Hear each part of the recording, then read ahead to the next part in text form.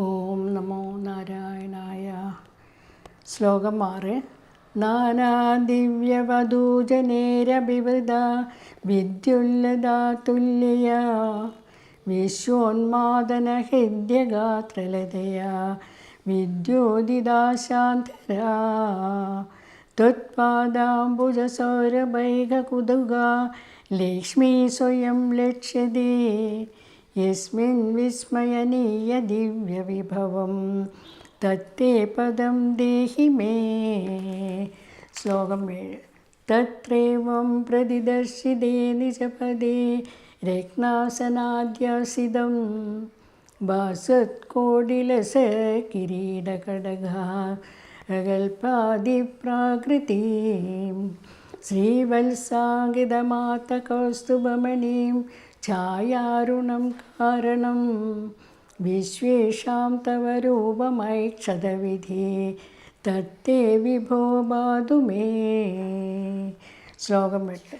കാളാംബോധകളായ കോമളരുചീം ചക്രേണ ചക്രം ദിശാ മാവൃണ്വാനമുദാരമന്ദ അസിധ സ്യന്തത്പ്രസന്നാനനം രാജത്കമ്പുഗധാരി പങ്കജധര ശ്രീമദ്ഭുജാമണ്ഡലം സൃഷ്ടോത്തുഷ്ടികരം വപുസ്തവ വിഭോ മദ്രോഗമുദ്വാസയേ. ശ്ലോകം 9. ദൃഷ്ട്വാ സംഭൃതസംഭ്രമകമലഭൂ ത്വത്പാദപാദോരുഹേ ഹർഷാവേശവശം വദോ നിപതിതഃ പ്രീത്യാ കൃതാതീഭവൻ ജാനാസ്യേവ മനീഷിതം മമ വിഭോ ജ്ഞാനം തദാ പാദയ ദ്വൈതാദ്വൈതഭവൽ സ്വരൂപ പരമേ ആചഷ്ടതം ത്വാം ഭജേ. ശ്ലോകം 10. ആതാമ്രേ ചരണേ വിനമ്രമദതം ഹസ്തേന ഹസ്തേ സ്പൃശൻ ബോധസ്തേ ഭവിദാന സർഗവിധിഭേ ബന്ധോഭി സംജായതേ ഇത്യാഭാഷ്യഗിരം പ്രതോഷ്യ നിതരാം തച്ചിത്തഗുരഃ സ്വയം ശ്രേഷ്ഠോത്തം സമുദീരയസാം ഭഗവല്ലുല്ലാസയോല്ലാഘദാം. സർവത്ര ഗോവിന്ദനാമസങ്കീർത്തനം. ഗോവിന്ദ ഗോവിന്ദ.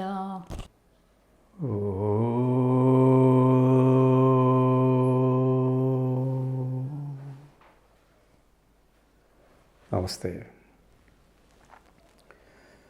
ശ്രീമന്നാരായണീയത്തിലെ 7ാമത്തെ ദശകം, അതിൽ 5 ശ്ലോകങ്ങൾ വായിച്ചു അതിൻ്റെ വ്യാഖ്യാനിച്ചു കഴിഞ്ഞു. ഇവിടെ പ്രധാന വിഷയം ഭഗവാൻ മഹാവിഷ്ണു സർവവ്യാപിയാണ്, വിരാട് സ്വരൂപനാണ്. ഇതൊക്കെ നമുക്ക് മനസ്സിലാക്കാൻ സാധിച്ചു. പിന്നെ പ്രപഞ്ച സൃഷ്ടിയുടെ തുടക്കം എങ്ങനെയായിരുന്നു എന്നാണ്. അപ്പോൾ സൃഷ്ടിക്കാനുള്ള ഒരു സ്രഷ്ടാവിനെ സൃഷ്ടിക്കേണ്ട ഒരു കർത്തവ്യമുണ്ട് ഭഗവാൻ. ആ കർമ്മം ഭഗവാൻ നിർവഹിക്കുകയാണ്. വിരാട് പുരുഷനിൽ നിന്നാണ് ബ്രഹ്മാവ് സൃഷ്ടിക്കപ്പെട്ടത്. അങ്ങനെ ആ ബ്രഹ്മാവിന് ഹിരണ്യഗർഭൻ എന്ന പേര് ലഭിച്ചു. ആ ഹിരണ്യഗർഭൻ സൃഷ്ടിക്കപ്പെട്ടപ്പോൾ എന്താണ് ചെയ്യേണ്ടത് എന്നതിനെപ്പറ്റി ഇങ്ങനെ വിഷമിച്ചിരിക്കുമ്പോഴാണ് മഹാവിഷ്ണുവിൻ്റെ ഒരു ഉപദേശം, തപ എന്നുള്ളത്. തപസ് ചെയ്തോളൂ, തപസ് ചെയ്തോളൂ. തപസ് ചെയ്താൽ അതിൽ നിന്ന് നിങ്ങൾക്ക് ലഭിക്കേണ്ടതായ അറിവ് ഉള്ളിൽ നിന്ന് തന്നെ ലഭിക്കും എന്നാണ്. ഇത് പ്രത്യേകം ശ്രദ്ധിക്കേണ്ട ഒരു കാര്യമാണ്. എല്ലാവരുടെ ഉള്ളിലും അറിവുകൾ നേരത്തെ തന്നെ സജ്ജമാക്കിയിട്ടുണ്ട്. നോളേജ് എന്ന് പറയും അതിന്. പക്ഷേ അത് നമുക്ക് ഉപയോഗിക്കണമെങ്കിൽ, അല്ലെങ്കിൽ നമുക്കതുകൊണ്ട് കാര്യങ്ങൾ നടത്തണമെങ്കിൽ, ആ അറിവ് നമുക്ക് തത്സമയം നമ്മുടെ ഉപകാരത്തിനെത്തണമെങ്കിൽ മനസ്സിനെ ഏകാഗ്രമാക്കണം. അതാണ് ധ്യാനയോഗത്തിൻ്റെ തത്വം. അതാണ് മനസ്സ് ഏകാഗ്രമാക്കി ഉള്ളിലേക്ക് നമ്മൾ ശ്രദ്ധിക്കണം. ഇപ്പോൾ നമ്മളൊക്കെ അവയവങ്ങളൊക്കെ പുറത്തേക്കുള്ള കാര്യങ്ങൾ ഗ്രഹിക്കത്തക്ക രീതിയിലാണ്. ആൻറ്റന പോലെയാണ്. ബാഹ്യമായ കാര്യങ്ങൾ ഒപ്പിയെടുക്കുകയാണ്. കണ്ണുകൾ കൊണ്ട് കാണുന്നു, മൂക്കുകൾ കൊണ്ട് മണക്കുന്നു, ചെവികൾ കൊണ്ട് കേൾക്കുന്നു, നാക്കുകൊണ്ട് രുചിക്കുന്നു, ത്വക്ക് കൊണ്ട് സ്പർശിക്കുന്നു. ഇങ്ങനെയാണ് വിവരങ്ങൾ നമുക്കിങ്ങനെ ഉള്ളിലോട്ട് കിട്ടിക്കൊണ്ട്. പക്ഷെ ഉള്ളിൽ നേരത്തെ തന്നെ ഉണ്ട് നമുക്ക് അറിവുകൾ. പക്ഷെ അത് പ്രകാശിപ്പിക്കാനുള്ള ശ്രമങ്ങൾ ആരും ചെയ്യുന്നില്ല. അതിന് നമ്മൾ ഉള്ളിലേക്ക് നോക്കണം. ഇപ്പോൾ നമ്മൾ കാണുന്ന ബാഹ്യ ലോകവുമായി ബന്ധപ്പെടുന്ന ആൻ്റനുകൾ തിരിച്ചു പിടിക്കണം എന്നർത്ഥം. അങ്ങനെ വരുമ്പോൾ നാം ഉള്ളിൽ ശ്രദ്ധിക്കുമ്പോഴാണ് അവിടെ അത്ഭുതങ്ങൾ നമുക്ക് കാണാൻ സാധിക്കും. അവിടെയാണ് ആത്മതലം. സർവ്വ ലോകവും നിറഞ്ഞു നിൽക്കുന്ന ആത്മാവിൻ്റെ ആ സ്ഥാനം എവിടെയാണ്? നമ്മുടെ ഓരോരുത്തരുടെയും ഉള്ളിലാണ്. അതാണ് നമ്മൾ യോഗ, അതുപോലെ ധ്യാനം, ഇതിനൊക്കെ പ്രാധാന്യം കൊടുക്കുന്നത്. ധ്യാനിക്കുമ്പോൾ കണ്ണടച്ചിട്ടല്ലേ നമ്മൾ ധ്യാനിക്കുന്നത്, കാരണം ഉള്ളിലോട്ട് നോക്കുന്നു അതിൻ്റെ അർത്ഥം. അപ്പോൾ ഈ ഒരു വസ്തുതയാണ് ഇവിടെ ഭഗവാൻ വിശദീകരിക്കുന്നത്. ആ ധ്യാനയോഗവും കൂടി ഇതിലൂടെ നമ്മൾ മനസ്സിലാക്കും. അതുകൊണ്ട് തപസ് ചെയ്യൂ. തപസ് എന്ന വാക്കിൻ്റെ അർത്ഥം എന്താണ്? നമ്മുടെ മനസ്സിനെ 100% നമ്മൾ ചെയ്യുന്ന കർമ്മത്തിലേക്ക് വിനിയോഗിക്കണം. അങ്ങനെ വിനിയോഗിക്കുമ്പോഴാണ് നമ്മൾ ചെയ്യുന്ന ഓരോ കർമ്മവും തപസ് ആയി മാറുന്നത്. പലരും അങ്ങനെയല്ല, കുറച്ച് സമയം മനസ്സതിലുണ്ടാവും, പിന്നെ അങ്ങോട്ട് മാറി. അപ്പോൾ അത് തപസ്സാവുന്നില്ല. തപസ്സിൻ്റെ ഫലം ലഭിക്കണമെങ്കിൽ മനസ്സ് ആ കർമ്മത്തിൽ തന്നെ വ്യാപരിക്കണം. അങ്ങനെയുള്ള ഏത് കർമ്മങ്ങൾ ചെയ്തു കഴിഞ്ഞാലും അതിൽ വൈദഗ്ധ്യം നേടാൻ സാധിക്കും എന്നുള്ളതാണ്. അതുകൊണ്ട് ആദ്യം തന്നെ വിരാട് സ്വരൂപൻ്റെ ഉപദേശം ലോകത്തിനോടായിട്ട് തപസ് ചെയ്യൂ, മനസ്സിനെ മുഴുവനും നിയന്ത്രിച്ച് ഏകാഗ്രമാക്കൂ എന്ന ആദ്യത്തെ ഉപദേശമാണ്. അത് ഇന്നും അതിന് പ്രസക്തിയുണ്ട് എന്നുള്ളതാണ് കാണിക്കുന്നത്. അതിൽ 6-ാമത്തെ ശ്ലോകം, അവിടെ ബ്രഹ്മാവ് കാണുന്നത് വൈകുണ്ഠത്തെയാണ്. വൈകുണ്ഠ ലോകത്തിലേക്ക് എത്തിയിരിക്കുകയാണ് ബ്രഹ്മാവ്. ആ വൈകുണ്ഠ ലോകത്തിൻ്റെ പ്രത്യേകതകൾ ശ്രദ്ധിച്ചുകൊണ്ടിരിക്കുകയാണ്. അവിടെ എല്ലാവരും ആ സാരൂപ്യമുക്തി നേടിയവരൊക്കെ മഹാവിഷ്ണുവിൻ്റെ രൂപത്തിലാണ് അവിടെ കാണുന്നത്. ഒരു വ്യത്യാസമില്ല. ഇത്രയും ജനകീയനായ ഒരു തത്വബോധത്തെ നമുക്ക് എവിടെ നിന്നും കിട്ടില്ല. ദൈവം പോലെ തന്നെയാണ് എല്ലാവരും. മഹാവിഷ്ണുവിൻ്റെ അതേ രൂപം. അതാണല്ലോ ജനകീയം എന്ന് പറയുന്നത്. എല്ലാവർക്കും ഒരുപോലെ കാണുക, സോഷ്യലിസം, അത് നമ്മൾ പറയുന്നേ ഉള്ളൂ, പക്ഷേ നടപ്പിലാക്കാൻ സാധിക്കുന്നില്ല. മഹാവിഷ്ണു വൈകുണ്ഠത്തിൽ അത് നേരത്തെ നടപ്പാക്കി കഴിഞ്ഞു എന്നുള്ള സൂചനയും നമുക്കിതിൽ നിന്ന് ലഭിക്കുന്നു എന്നുള്ളതാണ്. അപ്പോൾ അങ്ങനെ 6-ാമത്തെ ശ്ലോകം, നാനാ ദിവ്യവധൂജനൈ അഭിവൃത, അനേകം മനോഹരികളായ യുവതികളാൽ ചുറ്റും നിന്ന് സേവിക്കപ്പെടുന്നവളും വിദ്യുല്ലതാതുല്യയാ വിശ്വോന്മാദന ഹൃദ്യഗാത്രലതയാ വിദ്യോതിദാശാന്തര ലക്ഷ്മി, എല്ലാവരാലും മോഹിപ്പിക്കപ്പെടുന്ന മനോഹരമായ മൃദുശരീരം കൊണ്ട് മിന്നൽ പിണർ പോലെ ദിക്കുകളെല്ലാം പ്രകാശമാനമാക്കുന്ന ലക്ഷ്മിദേവി, ത്വത് പാദാംബുജ സൗരഭൈകകുതുക, അങ്ങയുടെ പാതാരബിന്ദങ്ങളുടെ സുഗന്ധം ആസ്വദിക്കുന്നവനായി, യസ്മിൻ സ്വയം ലക്ഷ്യത, അവിടെ പ്രത്യക്ഷയായിരിക്കുന്നു. വിസ്മയനീയ ദിവ്യവിഭവം, അത്ഭുതമുണ്ടാക്കുന്ന മഹത്തായ വസ്തുക്കളുള്ള തേ തത്പദം മേ ദേഹി, അങ്ങയുടെ വൈകുണ്ഠലോകം എനിക്ക് നൽകണമേ എന്നാണ്. ലക്ഷ്മിദേവിയുടെ സാന്നിധ്യം എപ്പോഴും ഒരിടത്തുണ്ടാവില്ല. കുറച്ചു കാലം ലക്ഷ്മിദേവി ഒരു സ്ഥലത്തുണ്ടാവുള്ളൂ. ആ സമയത്താണ് ആ വ്യക്തിക്ക് ഐശ്വര്യവും സമ്പത്തുമൊക്കെ കൂടുന്നത്. പക്ഷെ കുറച്ച് കഴിഞ്ഞാൽ കാണാൻ ദേവി ഉപേക്ഷിച്ചു പോകുന്നു. കാരണം ഐശ്വര്യം വർദ്ധിക്കുമ്പോൾ അഹങ്കാരം കൂടുന്നു. അഹങ്കാരം കൂടുമ്പോൾ ഇതെല്ലാം ഞാനുണ്ടാക്കിയതാണെന്നുള്ള ഭാവം വരുമ്പോൾ ലക്ഷ്മി മെല്ലെ പോകും. ലക്ഷ്മി കടാക്ഷത്താലാണ് എനിക്കിതെല്ലാം കിട്ടിയെന്നുള്ള ഓർമ്മ വിടുന്നു. ലക്ഷ്മിയെ പിന്നെ സ്മരിക്കുന്നില്ല. അതാണ് ലക്ഷ്മി ഒരിടത്തും സ്ഥിരമായിട്ട് നിൽക്കില്ല എന്ന് പറയാനുള്ള കാരണം. എന്നാൽ വൈകുണ്ഠത്തിൽ ഭഗവാന്റെ സമീപത്ത് ലക്ഷ്മിദേവി എപ്പോഴുമുണ്ട് എന്നാണ് പറയുന്നത്. അതെന്തുകൊണ്ട് ലക്ഷ്മിദേവി അവിടെ തന്നെ ഇരിക്കുന്നു? കാരണം ഭഗവാന്റെ പാദങ്ങളുടെ സൗന്ദര്യം, താമരപ്പൂവിൽ നിന്നുണ്ടാകുന്ന സുഗന്ധമുണ്ടല്ലോ, അതാണ് ഭഗവാന്റെ പാദങ്ങളിൽ നിന്ന് ലഭിക്കുന്നത്. അത് ആസ്വദിക്കണം ദേവിക്ക്. എപ്പോഴും കണ്ടുകൊണ്ടിരിക്കണം ആ പാദങ്ങൾ. ആ ലക്ഷ്മിദേവി എപ്പോഴും അധിവസിക്കുന്ന വൈകുണ്ഠലോകം, ഈ ലോകം കഴിഞ്ഞാൽ പിന്നെ എനിക്ക് വൈകുണ്ഠലോകമാണ് വേണ്ടത് എന്ന് അവിടെ സാന്ദർഭികമായിട്ട് ഭട്ടതിരിപ്പാട് പ്രാർത്ഥിക്കുകയാണ്. അതായത് തനിക്ക് സാരൂപ്യമുക്തിയെങ്കിലും തരയണമേ. സായുജ്യമുക്തി അത്ര എളുപ്പമല്ല, ഭഗവാനിൽ പൂർണ്ണമായി ലയിക്കുക എന്നുള്ളത്. പക്ഷേ അതിന് പകരമായി സാരൂപ്യമുക്തിയെങ്കിലും ലഭിച്ച് അങ്ങയോടൊപ്പം എപ്പോഴും കഴിയാൻ സാധിക്കണം. എങ്ങനെയാണോ ലക്ഷ്മിദേവി എപ്പോഴും അങ്ങയുടെ അടുത്ത് തന്നെ ഇരിക്കുന്നത്, അതുപോലെ ഒരവസ്ഥ എനിക്കും ഉണ്ടാകണമേ എന്ന് ഭട്ടതിരിപ്പാട് പറയാണ്. ശ്ലോകം 7. ഏവം പ്രതിദർശിതേ തത്ര. വൈകുണ്ഠലോക ദർശനം നടത്തുന്ന ബ്രഹ്മാവ് നിജപദേ രത്നാസനാധ്യാസിതം, തൻ്റെ രത്നസിംഹാസനത്തിൽ ആസനസ്ഥനായിരിക്കുന്ന ഭാസ്വത് കോടിലസത് കിരീട കടകാദ്യാകൽപ്പ ദിപ്രാകൃതി, അനേകം സൂര്യന്മാർ ഒന്നിച്ച് പ്രകാശിക്കുമ്പോൾ ഉണ്ടാകുന്ന ശോഭാധിക്യത്താൽ കിരീടം, വള തുടങ്ങിയ ആഭരണങ്ങൾ മിന്നിത്തിളങ്ങുന്നതും, ശ്രീവത്സാങ്കിതം, ശ്രീവത്സം എന്ന നെഞ്ചിലെ മറുകോട് ചേർന്നതും, ആത്ത കൗസ്തുഭമണിഛായാരുണാം, കൗസ്തുഭരത്നത്തിൻ്റെ പ്രഭ കൊണ്ട് വെട്ടിത്തിളങ്ങുന്നതുമായ വിശ്വേഷാം കാരണം തവ രൂപം, എല്ലാറ്റിൻ്റെയും കാരണമായിട്ടുള്ള അങ്ങയുടെ രൂപം, ഈ വിഗ്രഹം. വിധിഹി ഐക്ഷത, ബ്രഹ്മാവ് കണ്ടു. ബ്രഹ്മാവ് ദർശിക്കുന്ന കാഴ്ചയാണ് വർണ്ണിക്കുന്നത്.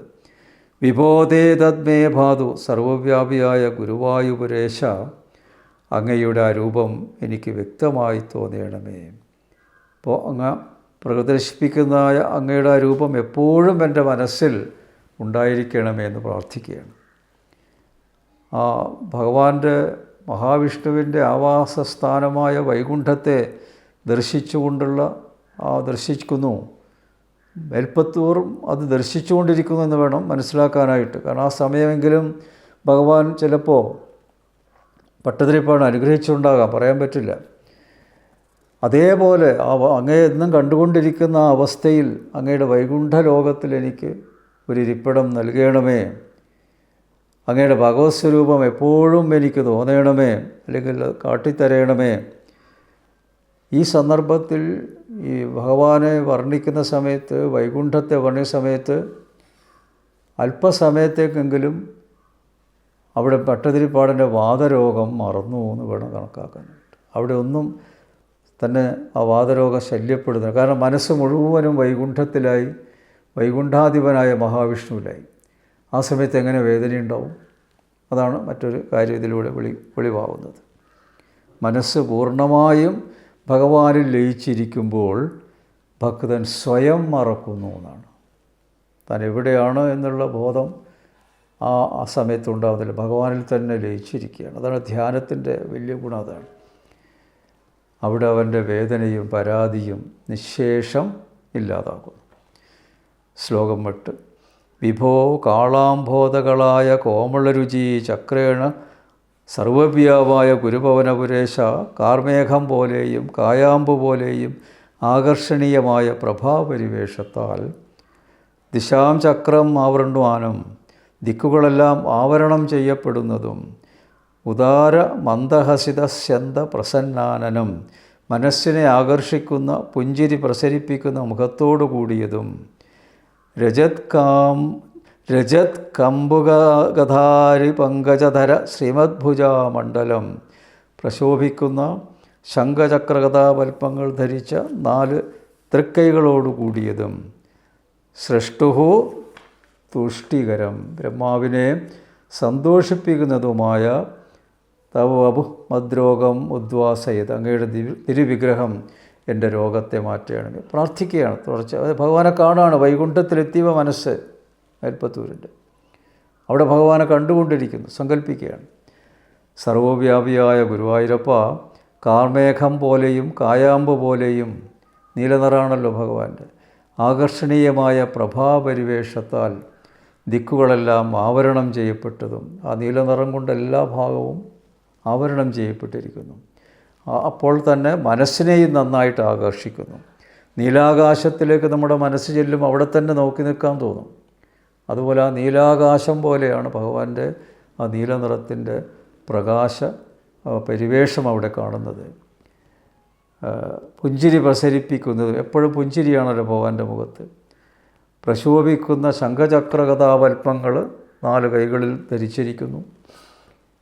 അങ്ങനെ ബ്രഹ്മാവിനെ സന്തോഷിപ്പിച്ചു കൊണ്ടിരിക്കുന്ന ആ അങ്ങയോട് ഈ സന്ദർഭത്തിൽ എനിക്കൊരു പ്രാർത്ഥനയുള്ളൂ, എൻ്റെ കഠിനമായ വാതരോഗം മാറ്റിത്തരയണമേ. പിന്നെ ശ്ലോകം 9. ദൃഷ്ട്വാ സംഭൃത സംഭ്രമ കമലഭൂ, വൈകുണ്ഠമൂർത്തിയായ അങ്ങയെ ദർശിച്ചപ്പോൾ പരിഭ്രമത്തോടെ ബ്രഹ്മാവ് ത്വത്പാദ പാദോരുഹേ, അങ്ങയുടെ പാതാരവിന്ദത്തിൽ ഹർഷാവേശവശം വദാ നിപതിത, അത്യാനന്ദ പരവശനായി വീണു നമസ്കരിച്ച് പ്രീത്യാ കൃതാർത്ഥിഭവൻ, സംതൃപ്തനായി സന്തോഷത്തോടെ വിഭോ മനീഷിതം ജാനാസിയവ, സർവജ്ഞനായ ഗുരുവായൂരപ്പ, എൻ്റെ ആഗ്രഹം അങ്ങ് അറിയുന്നുണ്ടെന്നുള്ളത് തീർച്ചയാണ്. ദ്വൈതാദ്വൈതഭവത് സ്വരൂപപരം, പ്രപഞ്ചം എന്ന് പറയുന്നത് ദ്വൈതമാണ്, ബ്രഹ്മം അദ്വൈതം എന്ന രണ്ട് വിധത്തിലുള്ള അങ്ങയുടെ സ്വരൂപത്തെപ്പറ്റി തജ്ഞാനം ആപാദയ, ശരിയായ ജ്ഞാനം എന്നിൽ ഉണ്ടാക്കിത്തരയണമേ. ഇതി ആജഷ്ട എന്നപേക്ഷിച്ചു. തം ത്വാം ഭജേ, ആ ഗുരുവായൂരപ്പനെ ഞാൻ ഭജിക്കുന്നു. ഈ ശ്ലോകം ഉണ്ടല്ലോ, ശ്ലോകം 9 ദശകം 7, ഇത് വിജ്ഞാനതൃഷ്ണയുള്ളവർ, അറിയാൻ ആഗ്രഹമുള്ളവർ ഒരു ഗവേഷണം നടത്തേണ്ടതാണ് എന്നാണ് എനിക്ക് തോന്നുന്നത്. ഞാൻ എൻ്റെ വ്യാഖ്യാനത്തിൽ ഇത് രേഖപ്പെടുത്തിയിട്ടുണ്ട്. വൈകുണ്ഠവും മഹാവിഷ്ണുവിനെയും നേരിൽ കണ്ട് ഹർഷപുളകിതനായ ബ്രഹ്മാവിന് അടിസ്ഥാനപരമായ സംശയമുണ്ടായി. വൈകുണ്ഠവും കണ്ടു, മഹാവിഷ്ണുവിനെയും കണ്ടു. അപ്പോൾ ബ്രഹ്മാവിനൊരു വലിയൊരു സംശയമുണ്ടായി. എന്താ സംശയം? ഭാരതീയ വേദാന്തത്തിൽ ദ്വൈതമെന്നും അദ്വൈതമെന്നും രണ്ട് പ്രധാന തത്വജ്ഞാന ശാഖകളുണ്ട്.